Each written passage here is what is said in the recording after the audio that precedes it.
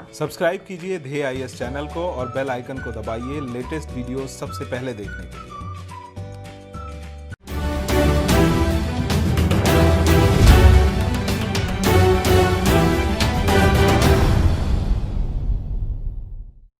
नमस्कार, इनफोकस कार्यक्रम में आप सभी का स्वागत है।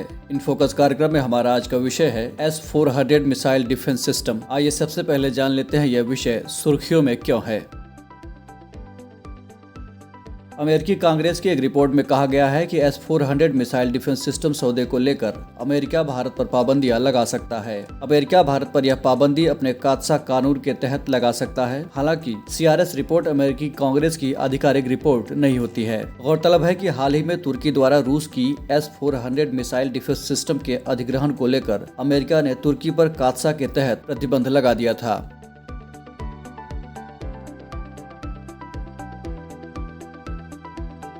क्या है कात्सा?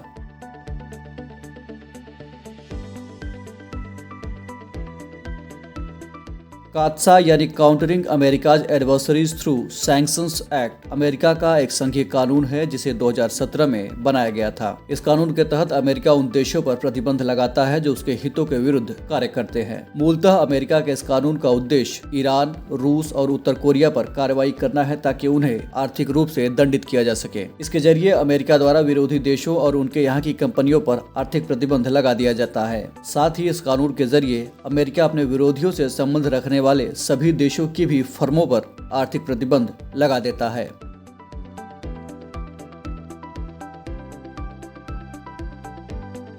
क्या है S-400 missile defence system?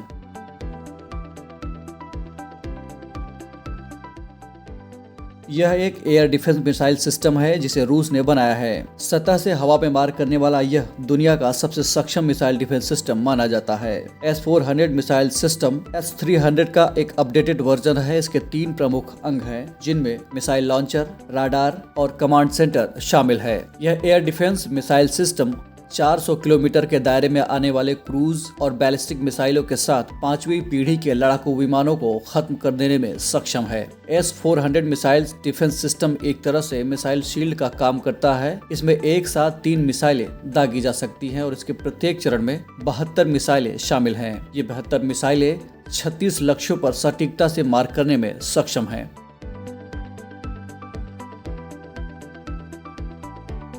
S-400 missile defence system और भारत।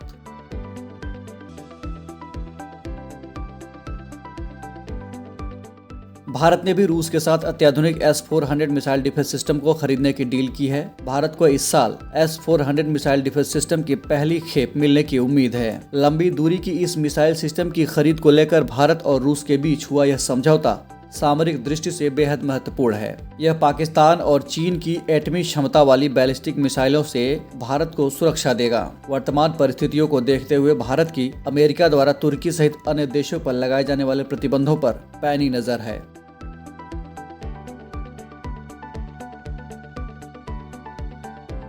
इस बारे में भारत का क्या रुख है?